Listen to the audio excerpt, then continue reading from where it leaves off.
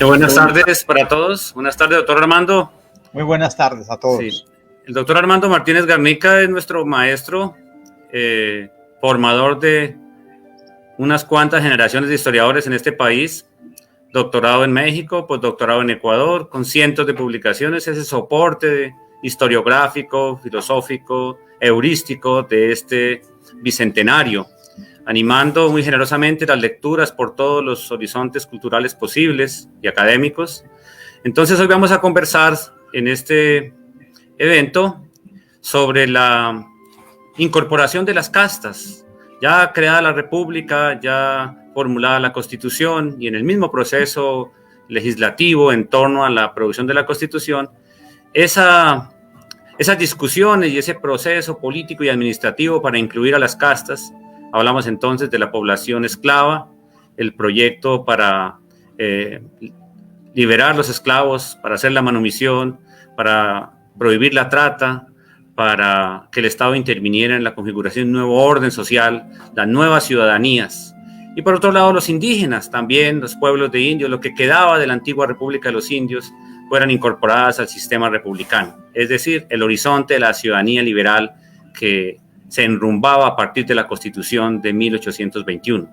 Doctor Armando, bienvenido. Entonces la dinámica será la misma. Usted expone su propuesta, luego conversamos y esperamos preguntas del auditorio si las hay, y dejamos este documento acá en el Museo Norte de Santander y Ciudad de Cúcuta disponible para los maestros, para la escolaridad, para los colegas, y animando la preparación de estos públicos para la conmemoración del Bicentenario 2021. Doctor Armando. Muchas gracias. Yo debo empezar haciendo algunas aclaraciones conceptuales para poder entender el tema de hoy. Los constituyentes que se reunieron en la sacristía de la iglesia de Villa del Rosario entre el 10 de mayo y el 14 de octubre de 1821 tenía como interés principal crear una nueva nación que se llamaría la Nación Colombiana, bajo un Estado de Derecho que es la República de Colombia. Y entendían que la nación, en términos modernos, es la universalidad de los ciudadanos. Con lo cual, en la sociedad que ellos encontraron, que es una herencia del antiguo régimen del Estado monárquico español, tiene que ser convertida a la categoría de ciudadanos, porque la universalidad de los ciudadanos es lo que va a conformar la nación. Pero para hacer esa conversión tenían que examinar los atributos de los grupos sociales que van a entrar a la nación. Y el atributo principal de todos ellos era la libertad. Pero se encontraron que había grupos que no contaban con la libertad, directa o indirectamente. Y eso reñía con el proyecto de creación de nación y tuvieron que ocuparse de encontrar medidas para solucionar eso.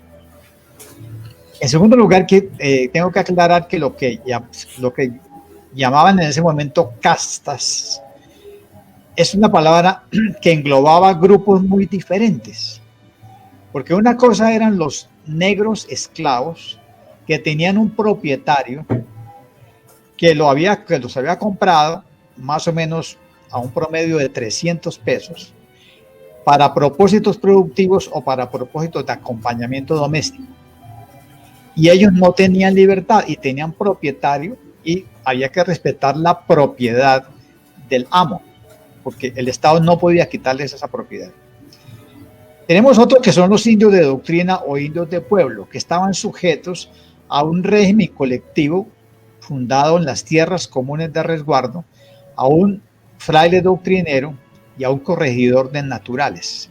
O sea, tienen una semilibertad porque están sujetos al corregidor y al doctrinero, y tienen además muchas exenciones, porque por el hecho de ser indios solamente pagan un tributo anual, pero no tienen que pagar el resto de tributos que paga cualquier vasallo de su majestad.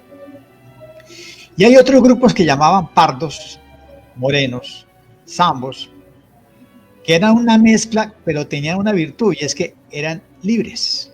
Por lo tanto, ese grupo, que podemos llamar los mismos mestizos, de pardos, morenos, mestizos, zambos, pues entran fácil porque ya tienen libertad. Así que en el Congreso de Villa del Rosario se preocuparon por lo más difícil, que era el grupo de los esclavos y el grupo de los indígenas, de los indios. Entonces, empecemos con el primer grupo problemático, los negros. Los constituyentes se comprometen en la Constitución a respetar la propiedad. Por lo tanto, no se le pueden quitar al amo. Y si se lo quieren quitar al amo, tienen que indemnizarlos. Pero el Estado empieza sin dinero y sabe que no va a tener dinero de las arcas públicas como tuvo Inglaterra para producir una liberación por compra. Pero sabían que eso reñía con el proyecto de creación de una nación de ciudadanos, así que había que hacerlo. Entonces consideraron todas las opciones.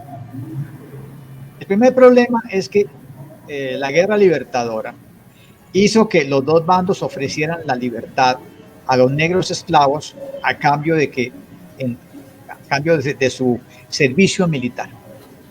Bolívar ordenó, después de la batalla de Boyacá, a Santander que tenía que reunirle 3.000 esclavos, de los cuales 1.000 los tenía que poner la provincia de Antioquia, 1.000 la provincia de Popayán y 1.000 el resto. Esos 3.000 esclavos que fueron reclutados a la fuerza se los quitaron a los amos. Y en algunas partes a los esclavos les prometieron que si servían 3 años en los Ejércitos Libertadores, el nuevo Estado republicano les concedería la libertad por servicio militar. Pero ¿qué ocurrió? Que una vez que el esclavo estaba un tiempo en la recluta, se aburría y se volvía para la casa. Es decir, y eso generaba la deserción. Entonces, la primera cosa que se considera en Villa del Rosario es: ¿qué hacemos con todos esos negros que quitaron servicio militar, pero que desertaron y volvieron? Pero resulta que al volver donde su amo no lo recibe porque sabe que están cubriendo un desertor y él está sujeto a penas por encubrir un desertor. Entonces, el primer problema es: ¿van a entrar los negros desertores en la Ley General de Indulto a los Desertores que se debatió en el mes de junio, o no van a entrar? En segundo lugar, resuelto el problema de los esclavos libertos y desertores, viene el problema de los que están con su amo. Y afortunadamente en el Congreso había una persona muy respetable, que es el doctor Félix Restrepo, que había tenido la experiencia del Estado de Antioquia de 1813 y 14 bajo Juan del Corral, y él ya sabía cómo se hacía una liberación paulatina, más o menos a 3 décadas. Y entonces lo que hace Restrepo es presentar un proyecto de ley el 28 de junio de 1821, en donde, combinando textos bíblicos con principios de la ciencia política y de la moral, presenta un proyecto que terminó convirtiéndose en la ley del 21 de julio de 1821, que definió los 3 caminos para la extensión paulatina de los esclavos, que son: primero, los hijos de esclavas que nacen después de la publicación de esta ley, repito, la ley del 21 de julio de 1821, sí, nacen libres. Libertad de partos. Sí, es decir, al nacer después del 21 de julio del 21, nacen libres, pero solamente entran en el pleno goce de la libertad cuando cumplan 18 años. ¿Por qué? Porque tienen que indemnizar a los amos de sus madres con servicios y con obras. Pero cuando lleguemos al año de 1838-39, se hará efectiva la libertad que está definida desde el año 21. Y así sucedió. Eso se llama la libertad de los partos de las esclavas negras. Sí. El segundo camino es: se prohíbe la introducción de nuevos esclavos y se prohíbe la exportación. Con eso se cierra el chorro que viene del océano. Y lo último es: aquellos que ya nacieron en 1821, hay que manumitirlos. Y eso se hace mediante unos fondos de manumisión que hay que establecer en cada provincia, y esos fondos de manumisión se alimentan con un gravamen que se le pone a los bienes legados por los difuntos en diferente proporción de acuerdo a los descendientes, pero más o menos fluctúa entre el 3 y el 10% de la totalidad de los bienes legados por un difunto. Y se dijo que cada cabecera cantonal tiene que tener una junta de manomisión con su tesorero encargada de liberar esclavos durante los días 25, 26 y 27 de diciembre de cada año, según la tasa que se hicieran los peritos. Estos tres caminos se pusieron en práctica desde 1822 y permitió que en 1853 la cantidad de esclavos negros ya fuera tan pequeñita que permitió el decreto del presidente José Hilario López, cuando ya era posible eso. La maravilla de este procedimiento, inventado por José Félix Restrepo, es que se hizo sin violencias, sin muertos, como uno puede entender si compara con el proceso en los Estados Unidos de América, donde la liberación de los esclavos de los estados del sur costó 500,000 de muertos. Aquí no costó ningún muerto. Se hizo de una manera gradual, por tres caminos distintos, y funcionó, porque después de 1853 ya no hay un esclavo ni para un remedio en este país. Antes de hablar del siguiente tema, que son los indios, quiero ver si hay preguntas respecto a la manera como se encontró para acabar con la población esclava en la República de Colombia. Pues Armando, la pregunta más recurrente en el Valle de Cúcuta sobre la historia del Valle de Cúcuta es, y justamente por ser el entorno geográfico, social y político del Congreso Constituyente para la formulación de la Constitución y su dada al país, es ¿qué pasó con los esclavos del Valle de Cúcuta? Como usted lo sabe, doctor Armando, las haciendas cacaoteras de los valles de Cúcuta, el río Táchira, fueron prolijas en esclavos. Los encontramos en los censos de los procesos de elección parroquial, los encontramos en los censos necesarios para la posesión de las villas, tanto de la villa de San José de Cúcuta como de la villa del Rosario de Cúcuta en 1792, los encontramos en el censo de 1808, es decir, hay una población esclava significativa. ¿Qué pasó con esos esclavos? ¿Por qué finalmente fueron como borrados de la faz de la tierra en esta parte? ¿Para dónde se fueron? ¿Qué hicieron sus amos con ellos? ¿Por qué fue tan rápida la desaparición de los esclavos en los valles de Cúcuta, doctor Armando? Bueno, yo estimo que la historia peculiar de los valles de Cúcuta, donde efectivamente las plantaciones de cacao concentraban buena parte de la población esclava de este reino, la circunstancia peculiar de que por ahí pasaron todas las tropas republicanas y españolas y el dominio de San José y Villa del Rosario cambió de manos unas 6 o 8 veces. Fue tan intensa la guerra y el cambio de mando en esta década revolucionaria que es muy probable que todas las tropas cargaron con los negros esclavos a través de un reclutamiento forzoso. O sea que la pura guerra ya los incorporó y digamos los volvió libertos y se los llevó a la hojarasca y quién sabe dónde terminaría. Pero los que quedaron ahí fueron sometidos a la ley que acabo de mencionar, porque los fondos de manomisión funcionaron en estos cantones hasta 1851. De modo que se hizo el procedimiento legal por las 3 vías. No hubo más importaciones. Probablemente algunos esclavos, los esclavistas exportaron algunos, pero al interior o hacia el Perú. Pero se aplicó a rajatabla la ley de partos y los fondos de manomisión funcionaron. De modo que en el 53 ya no existe ninguno ahí. Una cosa interesante es lo siguiente: cuando se aprobó la ley de esta ley que acabo de mencionar, ese día se entusiasmaron los diputados con la ley, porque era un homenaje a la humanidad. Y fue tanta la emoción que todos se levantaron y renunciaron a sus esclavos y los liberaron ese día. Vale. Ese día todos dijeron, pues para dar ejemplo, yo liberto mis 6 esclavos.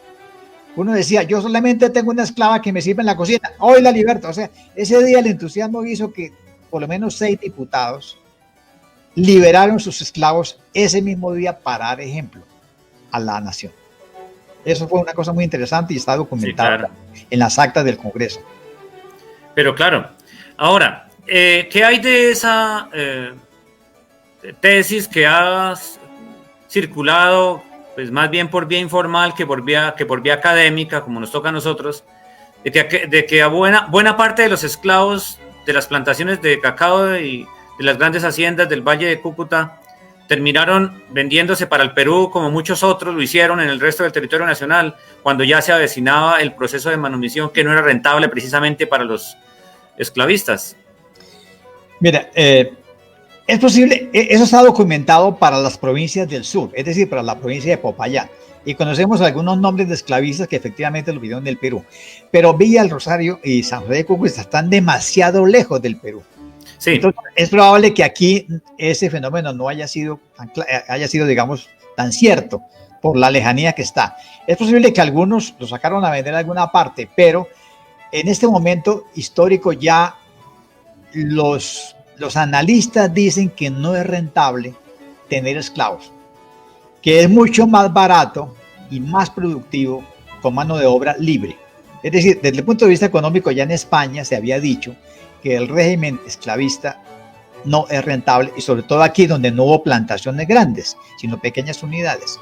Entonces ya todos saben que ese sistema económico no es rentable y es mucho mejor trabajar con campesinos libres a los cuales les paga un jornal. Entonces, yo creo que aquí se fueron desapareciendo por las 4 razones que he mencionado. Sí. Igual en los censos, en los del 21 ya son muy pocos, en pleno proceso constituyente. El censo del 35, que lo graficamos y lo divulgamos usted y yo, también son ya muy pocos. En el del 45 sí aparecen, ya en el del 51 no. Y de ahí para arriba desaparecen absolutamente, como es apenas lógico, en los demás censos del siglo XIX. Hay una pregunta recurrente también en estos tiempos y es, bueno, hoy en todo caso tenemos comunidades afrodescendientes, la Constitución del 91 abrió el espectro del reconocimiento de las minorías, han logrado instituirse, conseguir representación política, representación social y hasta académica. Entonces, en Cúcuta sí hablamos de unas negritudes, de un representante de las comunidades afro, pero esa es otra historia. O sea, a mí me preguntan, ¿cómo relacionamos la historia de los esclavos decimonónicos últimos, los tardíos, con el movimiento del reconocimiento de las minorías de los afrodescendientes en estos tiempos? Pues es que Cúcuta recibe migraciones. El fenómeno del siglo XX es otra historia. No hay manera de conectarlos, los actuales movimientos de negritudes, con los negros decimonónicos. Son diferentes procesos de diferentes tiempos. Sí. Son diferentes. Por ejemplo, yo tengo un amigo de San José de Cúcuta que se llama Daniel Mera, sí, que es representante de los afrodescendientes en Colombia. Pues él es hijo de una campesina de Tona con un negro que vino del Valle del Cauca, pero un negro libre del siglo XX. Pero claro. Entonces es otra historia distinta. Sí. Bueno, ahora aquí creo que podemos pasar a los indios. A los indios, por supuesto. Bueno, con los indios pasa otra cosa. Pues los indios viven en pueblos bajo su doctrinero y bajo un corregidor naturales y tienen que pagar un tributo al rey. Armando, no más. A su introducción me gustaría algo que me ha tocado a mí un poco difícil en estas partes, y es, explíqueme. Perdón, se congeló la voz. ¿Aló, doctor Don Silvano? Silvano, se congeló su sonido. Sí, Don Silvano, se congeló su sonido y su cámara. Yo creo que podemos... Bueno, mientras él lo arregla, entonces yo voy a... Sigue tú. Muy bien. Tan pronto se produce la revolución, 3 pueblos de indios de la provincia de Tunja, que fueron Boavita, Chita y Chivatá, se negaron en 1821 a seguir pagando el antiguo tributo de indígenas porque lo consideraban degradante de la condición que ellos tenían en ese momento, que eran libres, porque los indios siempre fueron libres, los indios nunca fueron esclavos. Entonces, consultada la intención con los curas, surgió el problema inmediato, es decir, no vamos a pagar más tributo porque estamos en la revolución y en la república. Y entonces, ¿quién va a pagar los estipendios y las oblaciones del cura doctrinero? ¿Y quién va a pagar el sueldo del maestro de escuela? Entonces, el camino viable que encontró Bolívar y Santander es que los pueblos de indios tienen que eliminarse y en esos mismos lugares hay que erigir parroquias. Y los indios tributarios quedan como vecinos de la parroquia, ahora feligreses o parroquianos, y tenían que comprometerse a pagar $1 anual para los gastos del cura y del maestro. A Bolívar le pareció una buena solución propuesta tanto por los curas, ahora párrocos, como por los indios, y les dijo: muy bien, les quito el tributo, pero ustedes van a pagar el sostenimiento del cura y las obras comunes de la nueva parroquia, que son los puentes, que es la cárcel, etc.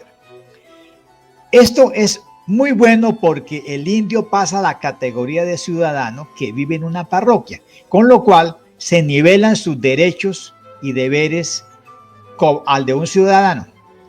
Pero automáticamente los indios descubrieron que esto tenía una implicación, y es que al ser un ciudadano común y corriente que vive en una parroquia, quedaron sujetos a pagar las alcabalas por todas las transacciones comerciales y quedaron sujetos a contribuir al ramo de propios para puentes, caminos y la cárcel. Y ahí es donde se produce la resistencia a cumplir los deberes ciudadanos, una cosa que el vicepresidente Santander advirtió cuando le envió una carta al ministro del Interior en 1821 para que el Congreso se ocupara de este problema. Entonces, ¿qué es lo que ocurre con el indígena? El pueblo de indios tiene que desaparecer, porque además las tierras de resguardo se proponen que se vuelvan pobladas, que se loteen, que se midan, que se repartan, y la familia indígena verá qué tiene que hacer con eso, y se reserva una tierra para pagar el maestro de escuela. Pero al volverse el indio un parroquiano de una parroquia, el próximo mercado tiene que empezar a pagar las alcabalas y todo lo que paga cualquier ciudadano colombiano. Sí. Y eso no les gustó, por supuesto. Y entonces cuando Bolívar regresa del sur, muchos indios del sur le proponen que le vuelva a poner el tributo y les quite las alcabalas, porque les sale más cara pagar alcabalas, además del problema que hay que escribir la guía, la tornaguía. Entonces el indio tiene ese problema y eso se debate en el Congreso, pero el Congreso lo que va a resolver es: hay que acabar con los pueblos de indios, hay que lotear y vender las tierras de los resguardos, cada indio debe recibir su parcela familiar, hay que reservar una tierra para pagar al maestro, y si el indio vende la parcela, problema de él, ¿para qué lo vendió? Sí, claro. Eso es lo que va a ocurrir con los indios. Bueno, en la política de resguardos, Armando, la política de resguardos, ¿cómo la afrontó la legislación? ¿Cómo se desarrollaron? ¿Por qué tuvimos resguardos tan a largo plazo? En los años 70 todavía se discute el tema de los resguardos. Algunos de ellos terminaron propiedad de las parroquias. Por ejemplo, la parroquia de la actual parroquia de La Bateca tiene parte de las tierras del antiguo resguardo, una vereda que se llama Tecasquima. Es decir, hubo una transición larga, tediosa. Cuando hubo fortaleza institucional por parte del párroco, la tradición lo fortaleció y logró conservar algunas tierras del resguardo, pero muchas otras fueron enajenadas por el Estado, indudablemente. Mire, es que, Silvano, hay que entender que cuando en el siglo XVI y XVII se crearon los pueblos de indios, por congregación de indios en pueblo, bajo un doctrinero, el regalo que se les dio para que se poblaran en pueblos es que el Estado monárquico les cedió en comodato unas tierras que eran del rey para que ellos los usufructuaran colectivamente. Pero quedó claro que el pueblo de indios recibía tierras de resguardo prestadas por el rey, porque en el fondo son tierras realengas, o sea, son del Estado. Sí. Entonces, ¿qué ocurre? Cuando pasan 200 años y vienen los visitadores de la segunda mitad del siglo XVIII, se dan cuenta que en los pueblos de indios ya no viven sino muy poquitos indios y la mayoría son españoles y mestizos. Entonces empiezan a eliminar los pueblos de indios, y al eliminarlos, porque conozco muy bien el caso de Bucaramanga, el visitador dice: eliminado el pueblo de indios, las tierras del resguardo vuelven a ser realengas y regresan al Estado. Y las que estaban ocupadas hay que componerlas. Claro, pero el Estado lo que hace es sacarlas a remate, Sí. porque son del Estado. Entonces no es que el Estado les quitó a los indios la tierra, sino que la recuperó porque originalmente eran de ellos y los indios no tienen ningún título de propiedad privada sobre tierras de resguardo, porque son realengas en precario para el pueblo de indios. Y cada pueblo de indios que eliminan, en la tierra regresa al Estado. Y el Estado verá si la remata o deja un pedazo para que haga una parroquia. Entonces, eso yo he visto donde quiera que se acaba un pueblo de indios. Automáticamente la corona recupera las tierras que de suyo son realengas y la saca a remate o hace alguna composición. Eso es lo que va a ocurrir. Pero entonces, al hacer esto, pues mucha gente llega a comprar esas tierras en remates. El caso de Bucaramanga es el gran ejemplo que todos llegaron a comprar las distancias, pero dejan una parte para hacer el trazo parroquial, donde los indios se tienen que reducir, pero ahora como feligreses, como cualquier ciudadano. Sí, pero para el caso de la República, como estamos enfrascados en el tema, es que cómo es que el gobierno de Santander tiene que o volver los ciudadanos o volver los parroquianos, tiene que resolver el tema de los resguardos, no asumen el tratamiento de las tierras, no asumen la composición ni la agrimensura de las tierras, y entonces ahí, pero tampoco hubo un acto administrativo, una ley o un decreto poderoso que dijera, vamos a hacer la igualación. Digamos, contémosle a la gente, bueno, ¿qué es eso? ¿Por qué se igualaron los pueblos de indios al nivel de las parroquias en las nuevas municipalidades de la República y tienen que aparecer iguales en el entorno político? Es que el Estado republicano no cayó en cuenta que las tierras de los resguardos eran del Estado, que eran suyas, y que si elimina el pueblo de indios son del Estado y el Estado las recupera. El Estado republicano no cayó en cuenta de esta historia. Entonces, ¿qué hizo? Mandó que se lotearan y se repartieran entre 300 o 600 familias indígenas, pensando que eran de los indios. Y las indias las recibieron como parcelas familiares. Y la mayoría las vendió a compradores de tierras.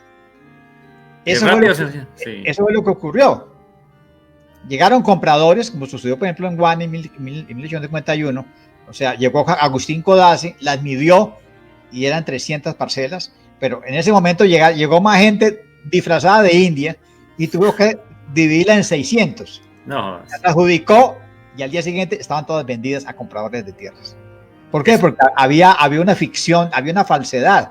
Y es que el Estado tuvo que haberlas recuperado porque originalmente eran suyas.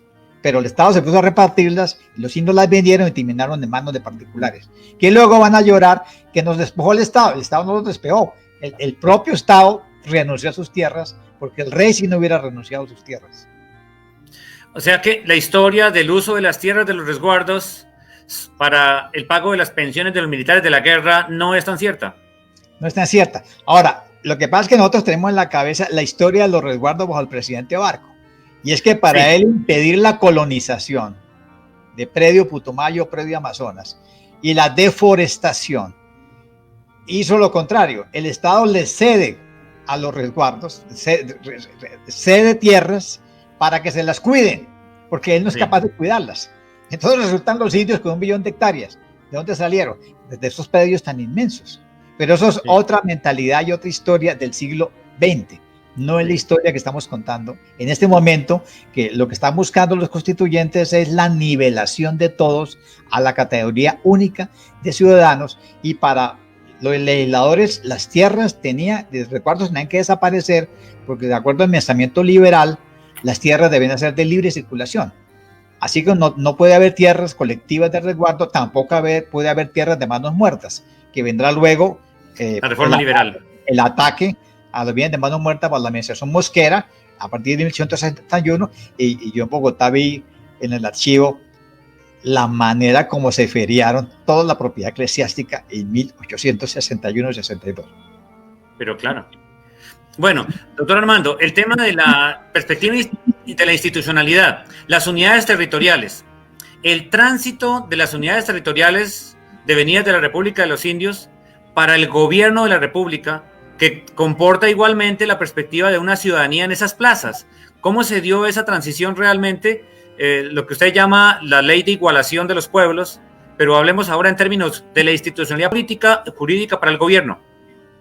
Claro, es que el proyecto moderno liberal es que esa diversidad de diferentes estatus jerarquizados que crea la República, que iba de la República Española a la República de los Indios, y en cada república diferentes estamentos, porque se fundaba en el principio de la desigualdad. Ahora tienen que pasar un orden donde el principio es la igualdad. Entonces, la categoría de ciudadano permite igualar a todos, pero no se dieron cuenta que así como había que igualar a los ciudadanos, había que igualar los poblamientos. Claro. Porque esa categoría es de ciudad, villa, parroquia, pueblo de indios, aldea, había que destruirla. Y en Francia se había inventado la solución que es la categoría única de municipio, que aquí solamente vamos a aplicar después de la Constitución del 86. Lo que quiero decir que los liberales republicanos hasta el 86 no se atrevieron a destruir esa jerarquización de los poblamientos con los problemas que trajo hasta que la Carta del 86 los eliminó. Y hoy en día, por ejemplo, el Bucaramanga es tan municipio como Jordán Sube, que tiene 600 vecinos. Son iguales ante la ley, porque ya fueron igualados, pero se dieron cuenta hasta el 86 que eso había que destruir. Claro. Bueno, otro detalle. ¿Se preocupó en algún momento el cuerpo legislativo, los constituyentes e incluso las legislaturas posteriores del 23, 24, 25 en el problema de los indios de la selva, de los indios no sometidos, de los pueblos de fuera? Bueno, ya sabemos la tradición del siglo XIX que los trató como menores de edad, pero ¿asumieron ellos el problema de que hay unas naciones étnicas que están fuera del entorno político y administrativo? Bueno, los indios que ya vivían en pueblo, bajo a son de campana, o sea, bajo la autoridad de un doctrinero y de un corregidor, es la preocupación en este momento de 1821. Y Santander dice, hay que dar un dinero o una tierra que genere una renta para que todos los indios sean educados y les enseñen, tengan una escuela primaria. Sí. ¿Por qué? Porque es a través de darles la escuela pública, como los vamos a igualar a cualquier ciudadano, porque eso es lo que un Estado moderno hace, que hay una escuela pública que a todo el mundo los iguale desde abajo. Sí. Pero resulta que hay otros indios que viven en la selva, en el Catatumbo, en Amazonas, que ellos llaman los indios bravos. Es decir, indios que no han sido sometidos a son de campana. Y el Estado lo que va a hacer es que, como no los puede atraer, entonces se los va a ceder a comunidades religiosas. Es decir, las misiones, a misioneros.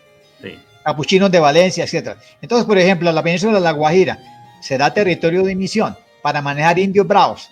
Entonces, el Estado se quita la responsabilidad y le entrega por contrato a órdenes de misioneros, Putumayo, Sibundoy, Amazonas, Caquetá, El Meta, La Arauca, Guajira, les entrega la tarea de traer los indios bravos a ver si ellos, primero en la misión a son de campana, los someten. Pero fíjese que lo que costó digamos, la modernización de La Guajira, hasta que finalmente un coronel Jaramillo creó Uribia, en homenaje a Uribe, y ahora sí vengan todos a son de campana, eso, negociando con los laureados. Pero eso ya es un fenómeno que llegó hasta el siglo XX. Es decir, el Estado lo que hace ahora es decir, mire, yo con los bravos no me meto, que los manejen los misioneros. Eso. Bueno, y esa es la responsabilidad también. Y eso lo tenía claro Lazo de la Vega.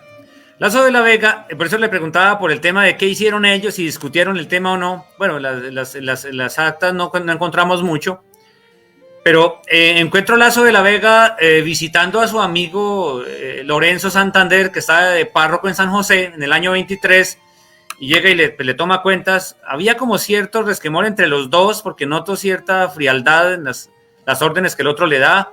Ellos como que quedaron algo distanciados con el problema del funeral del cura Antonio Sanz, el fallecido. Sí.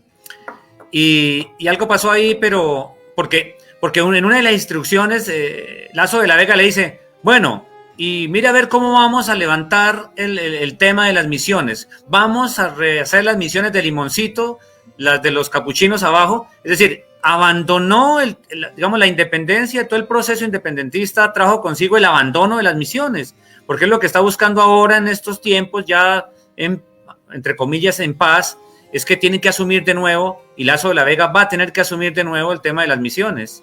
¿Discutieron eso o es iniciativa de él? No, es iniciativa de Lazo de la Vega, pero está a tono con lo que pensaban los constituyentes, porque finalmente Lazo de la Vega es un constituyente y sabe de qué están hablando. Es decir, la legislación de Indios Bravos será que el Estado le ceda por contrato a órdenes que se encarguen de ese problema. Es decir, lo dejan para después. Y para después quiere decir que llegó al siglo XX. Sí, claro. Ese problema. Ahora, hay otro grupo del cual hemos hablado, que son las auténticas castas. Eso. Es decir, los pardos. Resulta que los pardos han vivido en la costa, digamos en los puertos, es decir, en Panamá, Portobelo, Cartagena, Santa Marta, Maracaibo, Caracas. Habían vivido un proceso maravilloso, porque es que el pardo viene de un negro esclavo que llegó en un barco del África y ni siquiera se sabía si tenía alma. Él viene directamente de ese. Y afortunadamente los jesuitas los están esperando en un puerto y los bautizan, con lo cual automáticamente les entra el alma al cuerpo. Pero ellos no tienen naturaleza. El primer requisito de un vasallo de su majestad es la naturaleza. Como yo la tengo, yo soy natural de Bucaramanga, usted es natural de Pamplona. Tenemos naturaleza por nacimiento. Ellos no la tienen, porque no se sabe dónde nacieron. Pero los jesuitas les inventan una naturaleza y dicen, todos estos negros vienen de Etiopía. Y les van a llamar etíopes. Vea. Con lo cual tienen alma y naturaleza, etíopes. Pero a través del siglo XVII y XVIII se van libertando y van adquiriendo libertad, con lo cual ya no son negros esclavos, son libertos. Y cuando los reyes borbones en el siglo XVIII decidieron crear milicias de esta gente, les dan la oportunidad de participar en la milicia con el nombre de milicias de pardos o milicias de morenos, con lo cual ya pueden demostrar que tienen naturaleza, son libres y le han servido al rey, con lo cual ya tienen derecho a andar a caballo armados. Yeah. Son los dueños de las maestranzas de los puertos. Entonces ya, por ser servicio al rey, les tiene que dar vecindad. Ya son vecinos, pero no vecinos de la ciudad, sino de los alrededores, es decir, del arrabal.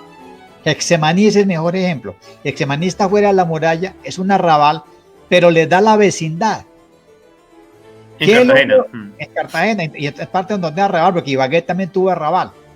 Y lo tuvo Caracas, Panamá, todos tuvieron arrabales, pero el arrabal no es la palabra despectiva que usamos nosotros los liberales, sino es una vecindad que se le da al que no puede vivir dentro de las murallas, pero le da la vecindad.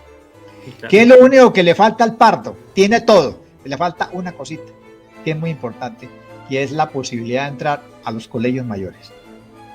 Y ese es lo que ellos van a pretender ahora, es decir, necesitamos que no sigan pidiendo en los colegios mayores la probanza de limpieza de sangre, que podamos entrar, porque lo que nosotros necesitamos ahora es educación. Eso es lo que nos va a igualar a los pardos. Y efectivamente se metieron en los colegios mayores. Y un hijo del gran mulato que dirigió la revolución en Cartagena, que es Mauricio Romero, termina siendo vicepresidente del Congreso de la Nueva Granada en 1832. Es decir, lo lograron. Entonces, el pardo lo que necesita es educarse, porque ahí sí es igual. Entonces, el pardo tiene otros requerimientos, otras necesidades, y los constituyentes le van a decir, sí señor, a partir de ahora queda prohibido pedir las probanzas de limpieza de sangre, y los pardos pueden entrar al Rosario y a San Bartolomé, y se van a meter con la ayuda de sus compañeros que podrían tener probanza. Entonces, los pardos son los grandes ganadores del proceso revolucionario, porque van a conseguir un peldaño más arriba, que le da un estatus superior, viniendo de tan abajo, de ni siquiera tener alma. Entonces creo que el pardo es un grupo muy especial, que lo vemos funcionar en Cartagena, en Veracruz, en Portobelo, en Panamá, en Caracas, porque además en las peluquerías y barberías de negros lo que hacen hacer es aprender a leer y escribir. Barberías son auténticas escuelas. Entonces el pardo tiene esa ventaja. Y hay otro grupo que son los que no han prestado milicia, que son los zambos y en general los mestizos. Esos son los que van a tener que luchar mucho más para incorporarse a la ciudad. Pero Armando, ahí no surge una suerte de contradicción, no, sino de antinomia con los pardos son realistas. Son los grandes beneficiados del proceso revolucionario, pero vea, las guarniciones pardas son guarniciones realistas. Y a Bolívar le dieron guerra, pues los pardos, ellos lo sacaron mulatos a patadas de allá. Entonces, ¿cuál es la transición ahí? Finalmente son los ganadores del proceso revolucionario, pero sin embargo fueron mayoritariamente realistas.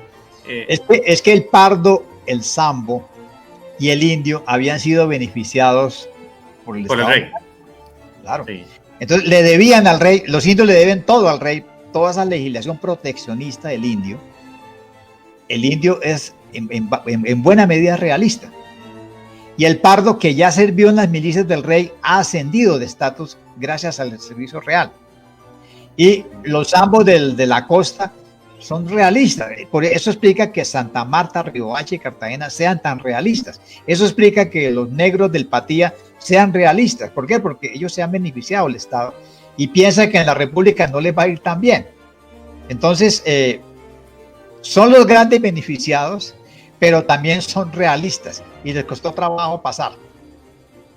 Y hay un ejemplo maravilloso que es el general José Padilla, que aquí erróneamente le han dicho almirante, cuando él no tuvo ese título jamás. Fue el general de división José Padilla.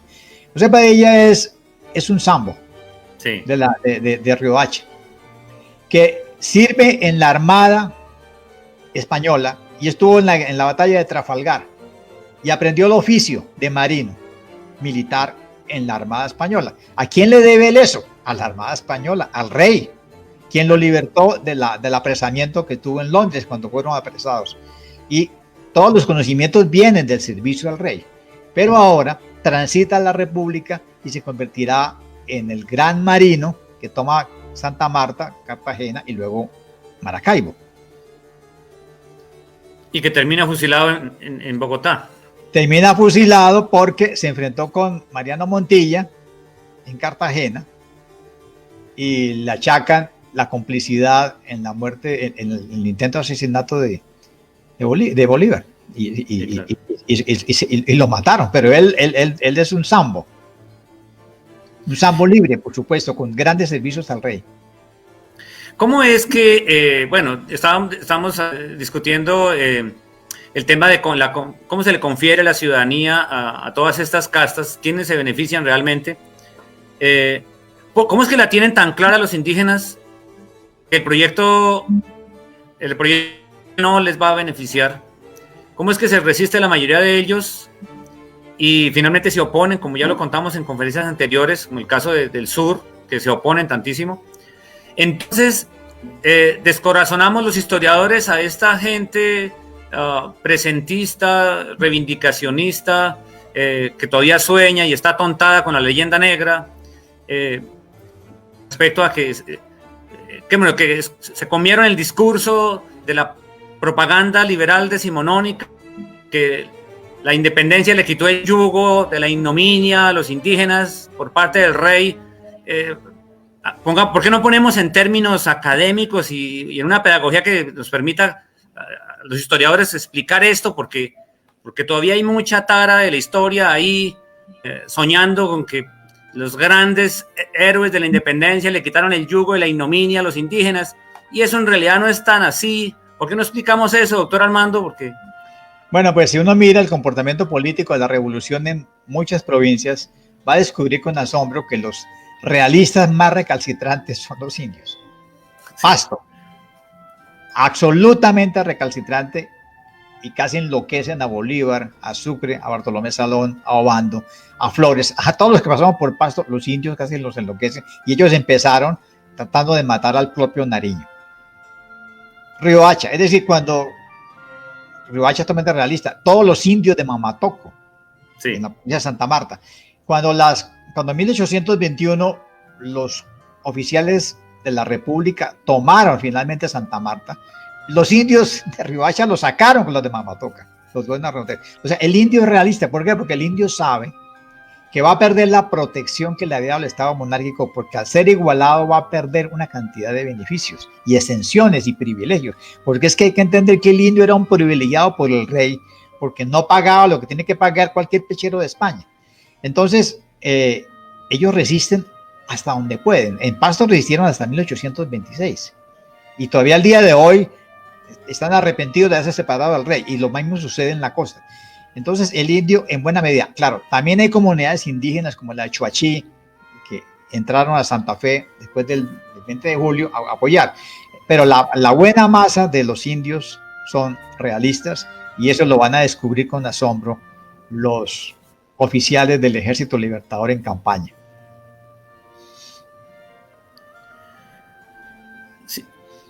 Señor, sí, señor, eso está muy claro. Ahora, aparte de estos grupos, iba usted a introducir el tema de los mestizos. Hablemos del campesinado. ¿Qué tan ciudadano realmente fue el campesino blanco mestizo de esa tercera década del siglo XIX? Es decir, ¿qué le entregó a la Constitución? ¿Qué le entregó la Constitución a esos campesinos? Entre otras cosas, hay un detalle que a mí me preocupa mucho y he tratado de meterle el diente, y es cómo se cambia en la mentalidad de los campesinos, del hombre común de abajo, decirle que ya no gobierna su majestad el rey, sino que hay una señora que llama Constitución, ¿sí?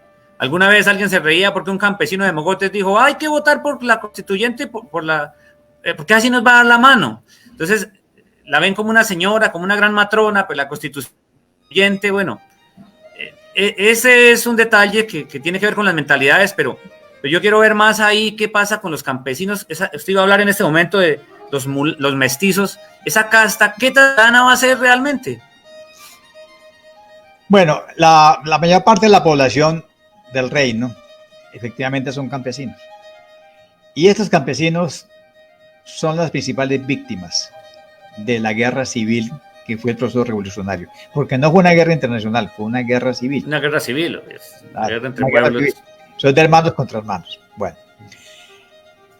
los primeros 2 años, 2 meses del gobierno del vicepresidente de Cundinamarca fueron 2 años, 2 meses de gobierno militar. Lo que quiere decir que en todas las provincias a los campesinos les quitaron las cosechas, los bueyes de labor, los equinos, las mulas, y a los más guapetones los reclutaron a la fuerza. Y cuando se volaban, los fusilaban, porque así como los reclutaban a la fuerza, fue masivo la deserción. Y los castigaban con la baqueta, y cuando ya se desesperaban, fusilaban. Entonces, la economía campesina fue destruida en los años 19, 20 y 21. A tal punto que algunos oficiales ya les da lástima quitarle a una pobre y viejita campesina la única vaca que le quedaba, porque es que había que alimentar a 10.000 hombres pidiendo carne todos los días, había que darle 2 libras de carne a cada soldado. No. Y eso era simplemente como el que fue gobernador de Pamplona decía, muy sencillo, salimos a ver quién tiene y le quitamos el ganado al rico y al pobre, a todo el mundo. Es decir, es una destrucción de la economía. El campesino es el gran golpeado por reclutamiento forzoso, por muertes en las campañas, y porque se le comieron todo, el maíz, la papa, la yuca. O sea, luego vendrá un momento que habrá que reconstruir la economía. Entonces, el campesino que ganó, bueno, en términos jurídicos políticos, él vivía siempre en parroquia, es decir, a son de campana en su párroquia. Sí. La República va a convertir las parroquias en distritos parroquiales. Le va a dar una entidad jurídica política. Y en el distrito parroquial tiene que haber un cabildo, tiene que haber un alcalde, y serán los tinterillos, los que medio saben algo de derecho, que también los van a explotar. Entonces, el campesinado es el que puso todo. Socorro tuvo que poner 4.000 hombres, Pamplona tuvo 4.000 hombres, todos pusieron arroz, todos pusieron la carne. Es decir, es el que financia la guerra civil, la financiaron los campesinos. ¿Qué obtuvieron? La ciudadanía. Que la disfrute el que quiera y el que pueda. Ahora son ciudadanos. Es decir, son iguales. políticamente, pero eso realmente ¿qué les representó? Porque la representación política, las limitantes para participar en el proceso electoral por vía de educación o por vía de propiedad, igual no, ahí no estaban todos, iban a votar Claro. pues porque les dijeran, ¿no? Es que como la ley electoral del siglo XIX es indirecta, Sí. entonces el elector primario solamente elige los electores. Y son los electores los que realmente en la elección secundaria eligen a los verdaderos elegidos. Entonces, lo que hace cada elector es tratar de tener una clientela que es el que siempre lo va a elegir, que es el campesino primario.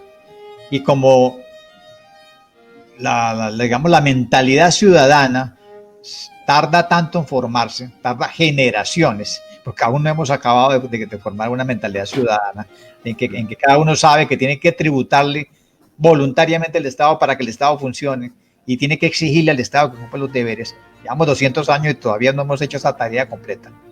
Entonces, pues gana la ciudadanía en términos formales, en términos políticos, es un ciudadano, pero tendrá que aprender la representación, que inicialmente las cuentas que se han hecho de la representación política en el siglo XIX nos dice que básicamente el 3% de la población participaba en el proceso electoral representativo.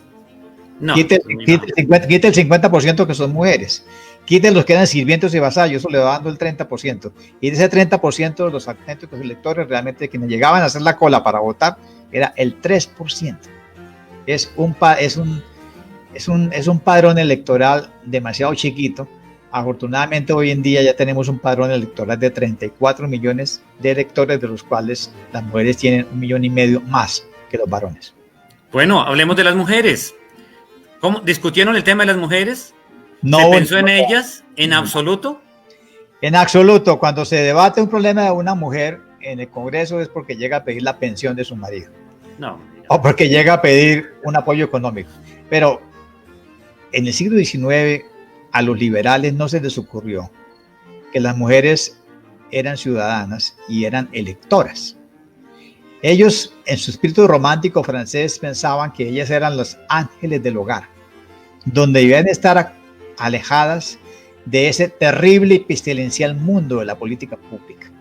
Y las propias mujeres liberales casadas con estos jóvenes liberales estaban de acuerdo con ese cuento, porque es que el movimiento sufragista, la mujer vendrá en estos países hasta el siglo XX. En Europa.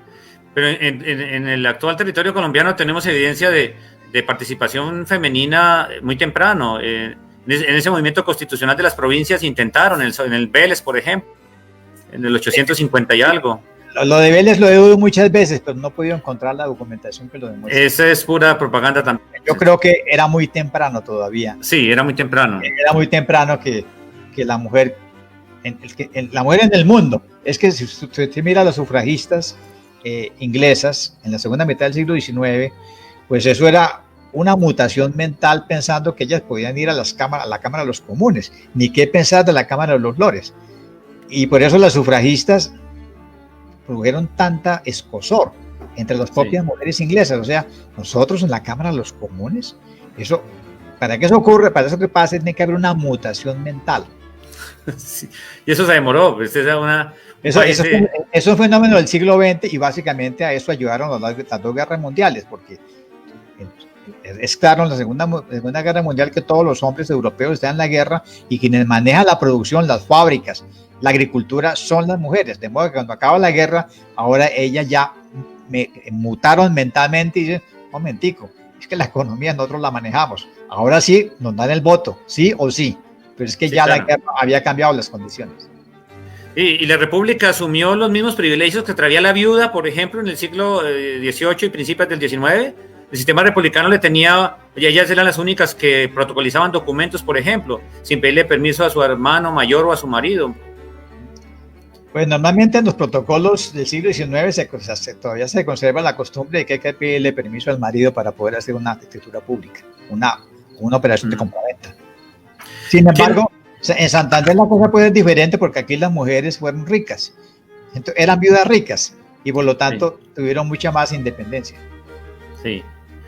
¿Quién se nos queda en el proceso de constitución de la República? en la construcción ciudadana para todos los grupos? ¿Cómo es que se puede finalmente pensar en una ciudadanía, pues ya en una división más bien de pobres y ricos, menos pobres o más pobres o menos ricos, ¿no? ¿Cuándo desaparecen realmente esas nociones? Porque fíjese que hoy día y en ciudades como Bogotá y en las élites, la noción de indio es despectiva. No sea tan indio, ¿no? Es que, digamos, en Villa del Rosario los constituyentes son una especie de vanguardia intelectual.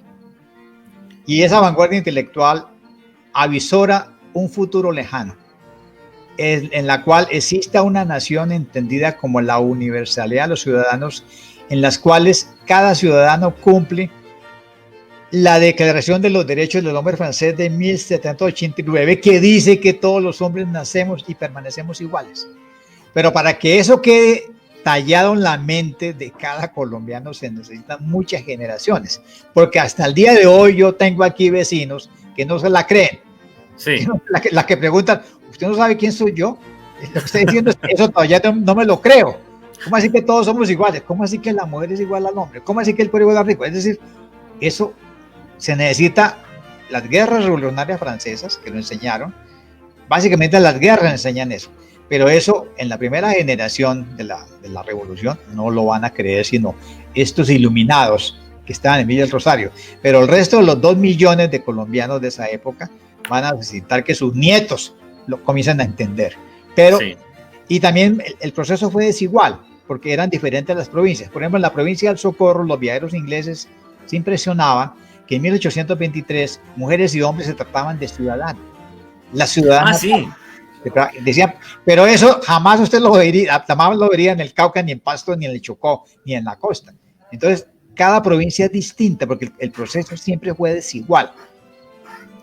Bueno, pero le decían ciudadana, y de hecho ahí encontramos en los registros que estuvimos buscando nosotros estos días, la ciudadana fulana, esposa del diputado Rocio. Bueno, son ciudadanos. Y si uno mira los notariales, cuando hablan de una mujer es la ciudadana fulana de tal que viene. Sí, y como es ciudadana y no ejerce los derechos, para que los derechos no solo derechos, no tiene solo... No tiene derecho a votar, pero sí ya le consideraba que era una ciudadana, ya no era una batalla, sino una ciudadana de una nueva nación. Sí. Armando, finalmente tenemos algo en materia de historia comparada. Ya usted nos contó que buena parte de los esclavos los sacaron para el Perú. Los procesos son diferentes en Perú. Bueno, sabemos que Brasil duró el sistema esclavista hasta 1888. ¿Qué diferencias se generaron en el proceso constitucional de la República de Colombia frente a los vecinos? ¿Por qué tuvieron la oportunidad de sacarlos y eso? Es que la impresión que yo tengo, si uno compara con el Perú, incluso con México, y qué más vamos a decir, por ejemplo, de Bolivia, es que el proceso revolucionario nuestro fue muy precoz. ¿Por qué precoz? Porque entre 1811 y el 15 tuvimos una rica experiencia constitucional en las provincias. Porque nuestra constitución, porque Venezuela tuvo una constitución nacional en el año 11, completa. Porque tuvimos nosotros una constitución nacional en el año 21. Es muy liberal. Por lo tanto, es muy precoz si se le compara con otras. Ahora, de todas maneras, todos los demás van a hacer en la siguiente década lo que aquí se hizo. Hay una nación que va adelante, que es Chile, y Santander no le quita el ojo a Chile. Santander dice, allá en Chile ordenan que todos los conventos de monjas abran escuelas para niñas. Allá dicen que la mujer debe ser educada. Yo quiero que aquí hagamos lo de Chile. Y él le manda 2 cartas a sus amigos en el Congreso diciendo, a él les mando la Gaceta de Chile para que se den cuenta que sí es posible pensar en la educación de las niñas ya. Eso. Es posible acabar con los conventos menores y convertir los conventos en colegios provinciales, cosa que el Congreso va a aprobar. Entonces ellos están mirando que Chile está privilegiando unas reformas modernas que pueden ser ejemplares. Esa es como una guía que tienen. El resto van retrasados. Sí, en el Congreso de Cúcuta, Villa Rosario de Cúcuta, en ese Congreso ellos vimos críticas muy fuertes de parte de los liberales frente al clero. Bueno, ya sabemos que el clero tiene una posición, unos ciudadanos de primera en todo caso. El obispo constituyente desde todos los tiempos, desde el año 13, 12 y después en las legislaturas del 23, Lasso de la Vega, pero finalmente los liberales terminan rompiendo con el clero, es decir, ahí hay una ruptura posterior justamente gestada en términos de los liberales que secundaron el proyecto santanderino. No, es decir, los jóvenes liberales que están en el Congreso Constituyente saben que va a haber un lío, va a haber una furrusca el día que un diputado diga, y lo va a hacer por ejemplo Baños, que se ponga en la Constitución un artículo que diga que la religión católica apostólica romana es la religión de la nación y la única y verdadera, y que el Estado tiene que aprobar la religión. Aquí va a haber una furrusca el día que el diputado Baños haga esa propuesta. Pero aquí ocurre una cosa increíble, y es que el obispo Rafael Lasso de la Vega presentó una proposición y se les adelantó a todos, donde dice: no vamos a poner un artículo constitucional que diga eso. Lo vamos a poner en el discurso preliminar. Entonces, la gente se quedó paralizada y aprobaron por unanimidad la propuesta de Lasso de la Vega, con lo cual eso quedó en el discurso preliminar, pero no quedó como un artículo constitucional, con lo cual la Carta de Cúcuta quedó bastante laica y liberal. Sí. Eso hizo que el diputado Baños se negara a firmar la Constitución y por eso fue expulsado. Pero Lasso de la Vega hizo la diferencia. En cambio, en las constituciones del 30-32 sí metió el artículo. Y por eso hay la discusión con la Iglesia tan brava, y entonces va a ser más dura la posición de Santander para ellos, para la Iglesia, de hacer que los conventos menores se conviertan en colegios y en escuelas. Claro. Ahora, Santander adopta la idea de convertir los conventos menores en la manera de resolver el problema de los colegios provinciales, pero la propuesta no fue realmente de él, sino de Francisco Soto cuando era gobernador político de Pamplona, y del gobernador político del Cauca. Son dos gobernadores liberales los que proponen en el Cauca, es decir, para Cali y para Pamplona, convertir los conventos menores en colegios. Y Santander dice: este es el camino. Y cuando él le dice al Congreso: hagamos esto, es porque ya él está fusilando la propuesta de su compadre Francisco Soto y del gobernador de Cauca. Además, esa es una propuesta porque Santander de todas maneras es un hombre que, a pesar de que tengamos una percepción que es terco, que es autoritario, él oye. Sí. Hay muchas propuestas que él las oye y le suena la flauta y inmediatamente les encuentra una salida constitucional. Doctor Armando, ya estamos terminando el tiempo, pero no nos podemos ir sin que usted comparta uno de sus últimos hallazgos documentales, la réplica de Santander al proyecto constitucional de Nariño. No lo alcanzamos a tratar en el encuentro anterior, que por cierto ha sido muy, muy visitado en las redes, y creo que ha valido la pena, ha tenido mucha escucha. Regalémosles esa píldora. ¿Cómo fue que reaccionó Santander y sus amigos frente al proyecto constitucional de Nariño, que ya sabemos que fue desechado, pero hubo una postura clara del vicepresidente en ese tema? Claro, el vicepresidente sabe que lo que se ponga en la Constitución de Villa del Rosario es el futuro. Y por eso él tiene 7 amigos que le están informando permanentemente todo lo que se debata. Y le están echando mucho ojo a Nariño, porque lo conocen desde 1810, saben quién es un seductor, es un hombre terrible. Entonces le echaron ojo. Entonces, había unos principios constitucionales que había escrito Luis Eduardo Dazola y Santander los tiene en su poder.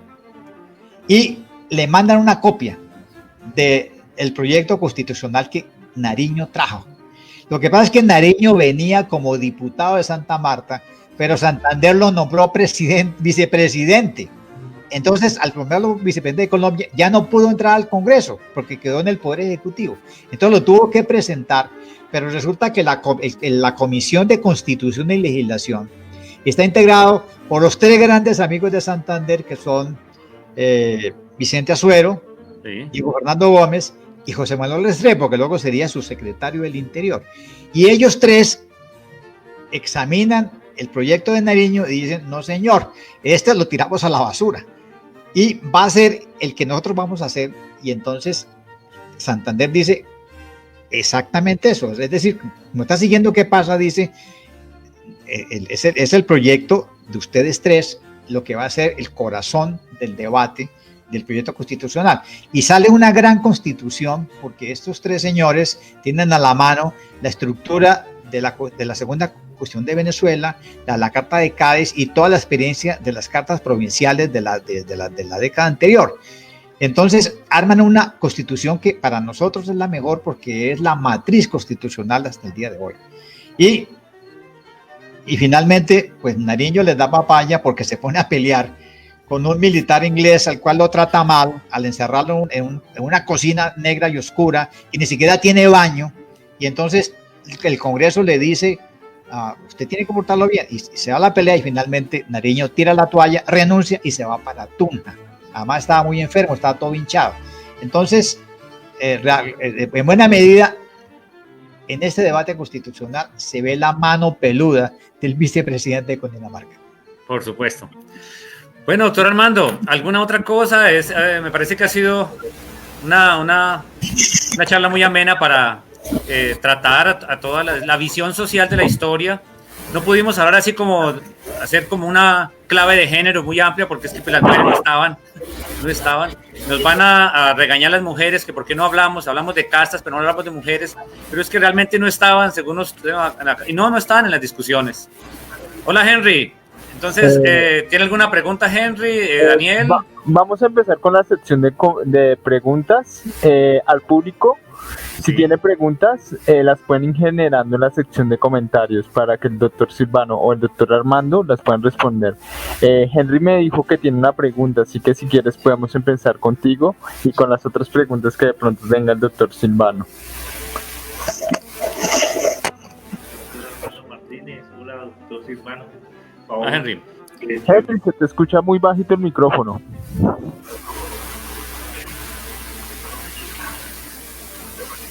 Aló, hola. Ya, dale Henry. Sí.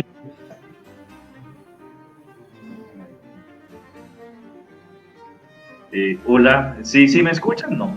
Sí, señor, dale. Está muy bien. Bueno, no, pues me gustó bastante pues el dato que nos dio sobre por qué sobre por qué esto se llama pueblo de indios, ¿no? Me surgió fue una inquietud sobre cómo fue usted la panorámica en que el Estado le da a los indígenas de hoy y cómo la compara con ese tiempo. Perdón, no entendí bien la pregunta. Henry dice que está muy contento por la explicación que usted da sobre el pueblo de indios, pero que ¿cómo la compara con los de hoy? Son dos cosas muy distintas. Para empezar, los indios del siglo XVI eran indios. Los indios del siglo XXI no son indios. Son gente como nosotros, mestizos, que se disfrazan de indios.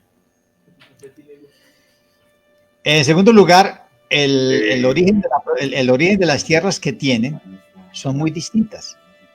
Los indios de hoy en día van a la universidad disfrazados de indios, son profesionales, van a Europa, tienen 1 millón de hectáreas de tierra, según dicen, y son propiedad de ellos. En cambio, el indio del siglo XVII tiene una propiedad en precario que el Estado le ha prestado, pero que algún día le puede quitar.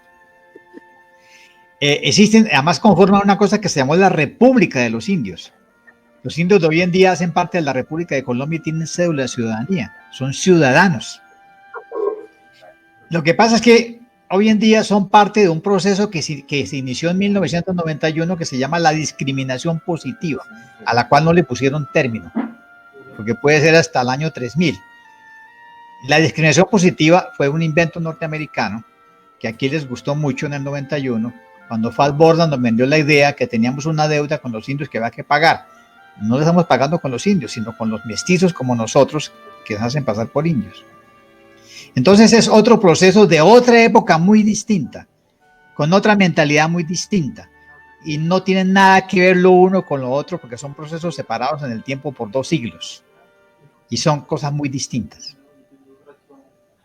Sí, me pareció un dato tremendo el que nos comentó de que ellos vendieron la tierra, ¿no?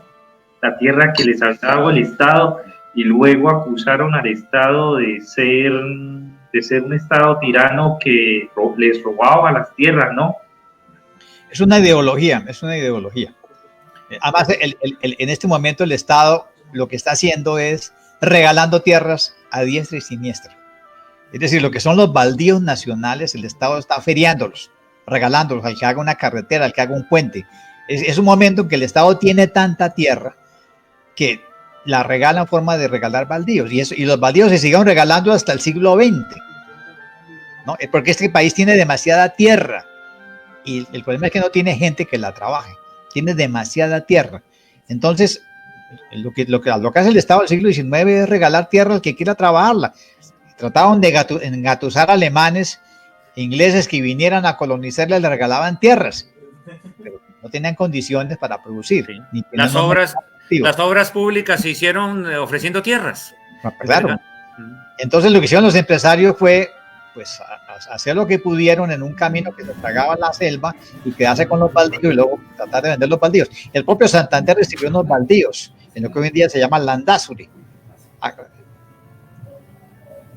una hacienda que se llamó Belisario. Es que usted, cualquier oficial extranjero llega y le dice al Estado, regáleme tierra para mis baldíos. Le dan baldíos, ¿dónde las quiere? ¿Dónde las quiere? Al señor Pérez, yo las quiero por Cartago, por Risaralda.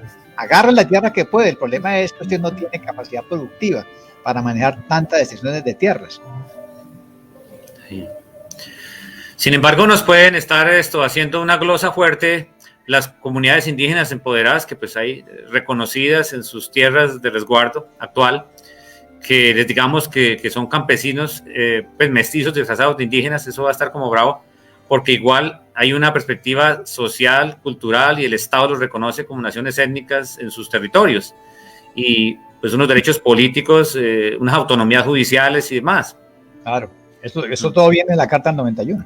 Sí. Eso es una historia muy reciente. Eso empezó en el 91. Pero como yo no trabajo la historia del siglo XXI, yo no paso de 1850.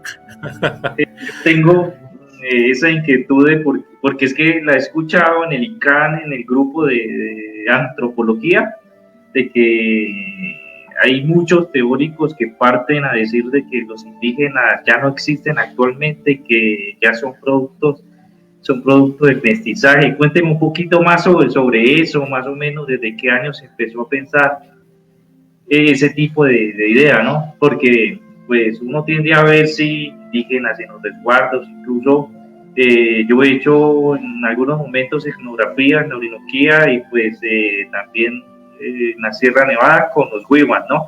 Y parten como a ver unas leyes de origen en donde los prohíbe como mezclarse con personas que no son indígenas. A nosotros nos llaman los hermanos menores o los arigunas. Yo quería como tener esa noción, ¿no? De dónde sale esas teorías, porque pues también he visto que también hay muchos indígenas que se cruzan, y cuando uno ha estado en el interior también de comunidades indígenas, uno ve muchas cosas malucas, mucha corrupción también, como también uno ve otras cosas muy interesantes porque realmente buscan reapropiarse, ¿no? Y recuperar tradiciones que se están perdiendo. Entonces, creo que una de las cosas que hace el antropólogo cuando está en sus estudios es esa mirada romántica, porque pues siempre se idealiza el indígena como un indígena puro, casto, ajeno a todo lo que se podía considerar como sucio de nuestro mundo, ¿no? Del mundo occidental. Pero cuando se camina, se anda, se habla con ellos y se conoce, uno ve diferentes miradas de esa realidad, de ese mundo, ¿no? Pero sí me gustaría que me contara un poquito más eso, ¿no? Más o menos en qué momento se considerar de que... Pues gracias a esta pandemia nos han recordado el concepto de inmunidad de grupo, que será la única solución con la cual vamos a salir de esta epidemia, cuando tengamos inmunidad de grupo. Y la inmunidad de grupo se da cuando todos compartimos la misma memoria inmunológica. Buena parte de la mortandad del siglo XVI es que no había una memoria inmunológica. ¿Por qué? Porque los indios americanos habían quedado separados del continente europeo por muchos siglos, cuando se cerró el puente de Bering. Entonces los mataban las gripas, la viruela, la varicela, todas las enfermedades que pasaron del océano. Y las indias que se cruzaron con españoles tuvieron unos vástagos mestizos que podían resistir mejor las epidemias porque habían heredado dos memorias inmunológicas. Y el colombiano de hoy en día se ha cruzado tantas veces en 500 años que tenemos ya una memoria inmunológica del grupo. Lo que quiere decir que todos somos de alguna manera mestizos. El que no aspira a ser mestizo está en peligro de muerte. Entonces, esos que hoy en día se llaman indios puros, ancestrales, quisiera que les dé un examen genético para demostrar que comparten conmigo la misma memoria inmunológica y por lo tanto son resultado del mismo mestizaje. Entonces yo no me creo la pureza de nadie en un país que ya comparte memoria inmunológica y eso es lo deseable. Y las indias se dieron cuenta de eso. Sus hijos no solamente tenían más posibilidades de sobrevivir, no pagaban tributo. ¿Qué más querían ahí? Un hijo que no le pague tributo y que tenga memoria inmunológica europea en su sangre, que lo va a defender todo mal y peligro. Pero claro. Bueno. Dar también una experiencia que una vez tuve con un compañero indígena en el que yo le pregunté que cómo aprendió a hablar el español, ¿no?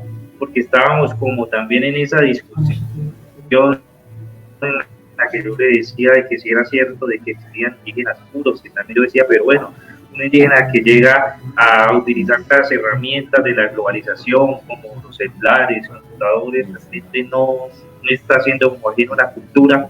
Y entre esas discusiones que tenía con él me decía, no, es que yo soy indígena puro porque yo nací de un papá indígena y de una mamá indígena de la misma etnia. Mi abuelo y mi abuela también eran indígenas. Entonces yo le dije, bueno, ¿y cómo aprendió a hablar español? Entonces ahí fue cuando me dijo, no, es que mi tatarabuela enamoró y se casó con una persona campesina y de ahí ella empezaron a enseñar el español. Entonces ahí está. Es que uno de los cambios a varios compañeros indígenas de diferentes etnias, siempre se da de que dentro de su línea hay una persona no indígena. Es que uno de los cambios más dramáticos que trajo la Carta del 91 es que antes del 91 ser indio era vergonzante. Hoy, al contrario, es el mejor negocio que usted puede tener. Sí, claro. Sí. Bueno, Daniel, vamos a despedirnos entonces. Doctor Armando, muy agradecido. Nosotros pues felices porque logramos pues un ciclo de conferencias que termina siendo un banco de información, generador de preguntas, generador de inquietudes, un banco de información historiográfica, amena, bien contada, que los maestros pueden usar, que está ambientando los públicos para el 2021, donde tendremos que asumir unos retos un poco más agudos en términos disciplinares, en términos de discusión teórica, filosófica, para conmemorar esta carta que el doctor Armando valora con tanto ahínco como la máxima carta, el mayor referente de la tradición constitucional colombiana, que forjó pues la tradición jurídica de este país. Entonces, un abrazo para todos, doctor Armando, verdad que pero muy complacido de volver a compartir con usted y espero que continuemos, encontremos los espacios y no armémoslos, sigamos escribiendo este libro que estamos sacando adelante. Yo estoy ahí por lo fino, por debajito, y tienen que salir cosas buenas. Yo no sé qué tenga, si usted tiene algún mensaje para la audiencia, para las instituciones aquí en Cúcuta, norte de Santander, Villa del Rosario, donde vivimos nosotros actualmente, frente a este trabajo y lo que queremos hacer. Yo creo que los vecinos de la villa de Nuestra Señora del Rosario y de San José de Cúcuta tienen que tomar conciencia que la nación colombiana nació realmente allá, en 1821. Y la impronta constitucional nació allá. Y hay un debate muy interesante que se va a dar como en junio de 1821. Cuando siguen molestando algunos diputados que trasladen la sede del Congreso a Tunja. porque allá hay muy mal clima, mucho calor, malas aguas, no hay libros. Entonces hay un gran debate, y en el gran debate la mayoría dijo, nos quedamos aquí porque Villa Rosario hoy es la capital de Colombia. Yo no lo había leído, que ellos dijeran que era la capital de Colombia en este momento. O sea que Villa Rosario fue la capital de Colombia en el sentido de que ahí funcionó el Congreso Constituyente. Porque Santa Fe de Bogotá no era más que la capital del departamento de Cundinamarca, un pedazo de Colombia, la otra parte era Caracas del departamento de Venezuela. Entonces yo creo que va a ser la oportunidad para volver a estudiar las actas del Congreso Constituyente y la documentación del Congreso y ver que solamente 71 hombres fueron capaces de hacer esta proeza constitucional y política que fue un referente para otros países. Realmente cuando se creó Venezuela y el Ecuador, su referente va a ser la Carta de Cúcuta, la Carta de Villa Rosario, va a ser el referente para hacer sus... Entonces creo que algún trate vamos a encontrarnos en Villa Rosario del 27 al 30 de agosto y vamos a tener grandes debates relacionados con el nacimiento de la nación colombiana. Bueno, muchísimas gracias, doctor Silvano, el doctor Armando, a Henry, por la conferencia de hoy.